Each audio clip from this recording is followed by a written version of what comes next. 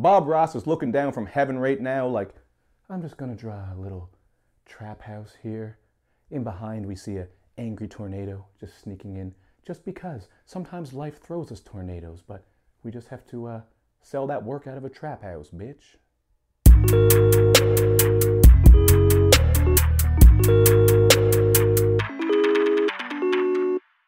What's up, everybody? It's Luke James, not the singer. If you're looking to get your music reviewed, you can hit up this email. That's right here. But today, we are going to talk about this new album from 2 Chainz called Pretty Girls Like Trap Music.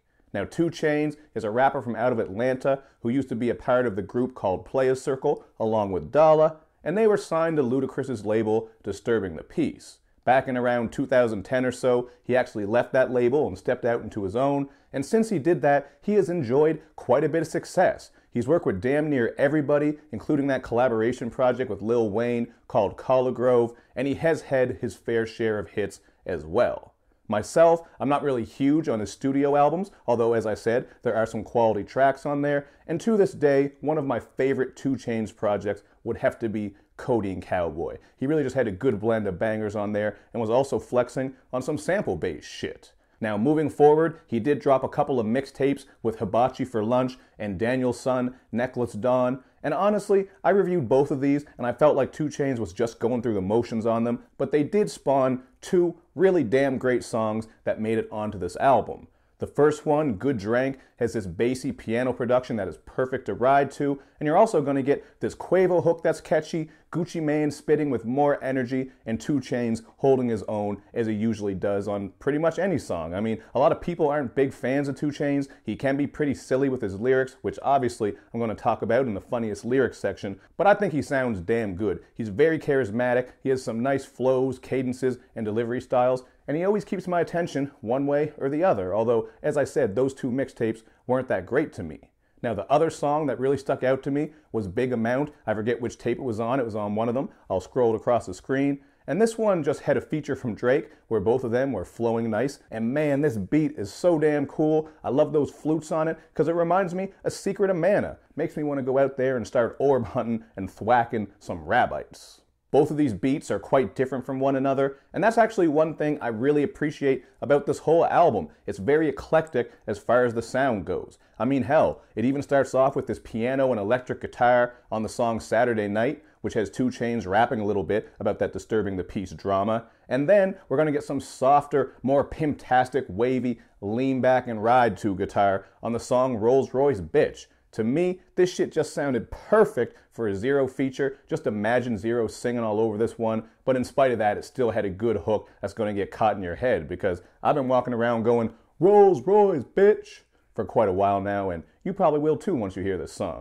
Then we get the track It's a Vibe. This was one of the singles featuring Trey Songz, Janae Aiko, and also Ty Dolla. So it's just a very wavy track. Again, you're getting some plucky guitar on this one, has a very smooth R&B feel to it, and I do like how the vocalists took turns throughout this song. It just added a little bit of a layer and kept things interesting. Nothing too deep, but definitely something nice and smooth. However, one of my favorite beats on here is easily Bailan. This shit is just a perfect summertime jam. It's produced by Pharrell, who came through with that classic Neptune sound. Really reminds me of something from the late 90s or early 2000s. So hopefully we get one of those Hype Williams videos for this, man. I can just picture them being all on a yacht with a bunch of brown bunnies looking fly in bikinis, doing that damn thing, maybe pouring some champagne on some titties. I don't know. I'm just pitching ideas, man. I'm not the boss. I'm just saying that's something I'd like to see. Champagne titties. And there are even some really evil trap tracks on here, man. I like those heavy piano keys on Trap Check. This one just sounds incredibly sinister, but not quite as sinister as the beat we get on Riverdale Road. This shit right here sounds like it's being stalked by Michael Myers because of those strings that are playing throughout it. And I do like on this track how 2 Chainz is detailing that trap house he used to work out of down on Riverdale Road. Maybe it's that one right there. So there is a bit of content on here. Of course, 2 Chainz is known to rap a lot about sex, braggy shit, and that dope boy content. But I do find that he expands on it and says some interesting things throughout this project. Obviously, I'm going to break down some of the funny lyrics, which are memorable, but there is a little bit of content on this one for sure. So don't think it's just all bullshit. I especially like on Burglar bars where we get this beautiful soulful production and he's rapping about how he came up out of the streets and into the rap game. Lots of good content on that one. And Poor Fool features this nice hook from Sway Lee where he's just mimicking 2 Chainz' mother who taught him a bunch of lessons just to stay out of the streets because she will love him more than they do. But in spite of that, in his verses, 2 Chainz is rapping about the work that he put in, trying to help out his mom and all those sorts of things. So I think it's pretty dope how he put some content onto this project so it wasn't just boring and all just simple trap shit. He really does go into detail a little bit about his come up and his own personal story. But let's be honest, nobody really goes into a 2 Chainz project expecting political content and social commentary. So if you're complaining about that, I mean, obviously you're in the wrong subgenre of hip hop. But he does have a bunch of funny ass lines on here. So I'm gonna bring them up on my phone. We're gonna do a little section where I just read some of them and tell you what my thoughts are. So first up, pussy smell like sardine. You need to get off my yard, please. This just kind of made me laugh because I'm picturing 2 Chainz opening the window and just yelling at all these stanky broads on his front lawn. They're just smelling the shit up and he can't take it. He's like an old man getting crotchety and upset, man. Get off his damn yard. 3,000 for the microwave, touchscreen stove, lil bitch. This one I like because most of the time people are bragging about cars, jewelry, all that simple shit, but he just wants us to know that he cooks his pizza pockets in style. $3,000 microwave, lil bitch.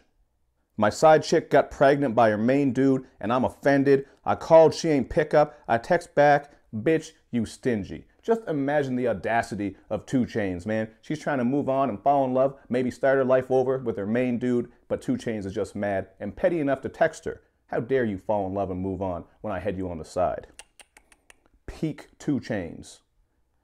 And this is peak 2 Chainz as well. If the pussy squirt, put her name in a verse.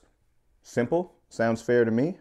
And he follows that up on another song where he says, ooh, I hope you got a clean vagina. And he actually talks about cleanliness and vaginas a lot on this one. So can't really hate on him for that. He doesn't want anyone out here with dirty chochas smelling up the yard like sardines and whatnot. So hey, you know, 2 Chainz is just spreading some hygienic advice. Beat that pussy up. I need riot gear. I mean, that's just terrifying if you're a woman and someone says they're going to give you some crazy sex and they come out dressed up like a damn paladin with a shield and a helmet and shit. Like, you might want to get out of there. I wore some Gucci to your mama house just to leave it there. That is pure savagery, but at the same time, as embarrassing as it might be, as long as there's no stains on that Gucci, man, you can take it, flip it, and maybe do the same thing to someone else. So think about that, man. Just use some bounce or Tide stain release stick or whatever it's called, man. Get those juice stains off of there. Bam, new Gucci shirt for you. Maybe even sell that shit on eBay. Might use her legs for a necklace. I think Ed Gein used to do that actually, but in the more literal way. Obviously not the sexy way. Maybe it was sexy to him. I treat my third strike like it's kryptonite. And that one's not really funny. I just thought that was a cold ass line. Like, he really does not want that third strike, man. He's playing it safe. Fuck her to sleep, she had pipe dreams. So honestly, man, there's like a million references, funny little lines all over this. I'm sure I missed some, so fill me in the comments section. But I gotta say this, man, there are memorable lines all over this damn album. Even if it is about sex and dope, like 90% of the time, I still think it's funny. He still comes through with some memorable lines. I think he sounds good as a rapper. He's charismatic. He's got these funny cadences. He draws you in with his delivery and flow. So it is what it is, man. It's 2 Chainz. You know what you're going to get with 2 Chainz, but I really think he pulled it off well with this one, and it is easily his best project. So that said, I'm going to give it a 4 out of 5.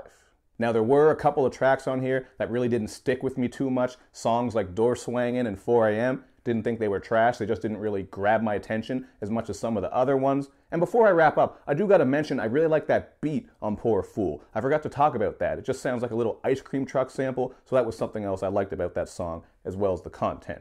But really, the only song on here I didn't like is Realize with Nicki Minaj. This shit was all out dumpster juice, man. Boiling hot dumpster juice with condoms floating in it. Used condoms, just to be clear. The beat is just very cheesy, sounds glitzy, like something that maybe Lil Yachty would get on. And then you got this Nicki Minaj auto-tune hook. I don't know why she's auto-crooning when she can actually sing, because I've heard her do that before. But I don't know, maybe because they thought it would fit with this beat, because again, has that Yachty style. But I didn't like the beat, I didn't like that hook, and I didn't care too much for Nicki Minaj's verse either. There are a couple of alright bars where she talks about beating Aretha's record, But of course, she's taking some more shots at Remy. She has some very lazy lines and flows on here. Could have done without that song completely. That was really the only song on here that I really didn't like. But as I said, there were a couple that were kind of meh. But hey, this is by far 2 Chainz' best project to me. I think it's the trap project of the year. You get some very eclectic, versatile production, some nice flows. He's keeping you interested with the things that he's saying. So if you just want something fun and bassy, some bangers, some interesting production styles, maybe some funny bars, hey man, look no further, because 2 Chainz came through for you. And I know damn well some hip-hop elitists are like, how can you give this a 4 when you gave this a 3 or a 3.5? 2 Chainz is the problem with rap today. But yeah, with the flavin' in the baby stand, move the decimal to get the real hip-hop. Man, you know me damn well. You know I love bars, and you know I love content. I have rated a lot of that type of shit high, but that's not automatically good. Just like this style of music isn't automatically bad. You just have to do it in an interesting way, and for me personally, 2 Chainz kept my interest. But hey, that's what I thought about it. Hit me up in the comments section with your thoughts, and of course, make sure you do all that good YouTube and social media stuff, where you like my videos, you share them, you follow me on Twitter, you retweet the videos, and of course, man, you got to subscribe to my channel, click like on the videos, check out my Instagram, Facebook page, etc., etc. Thank you for watching, everybody. I will see you next time.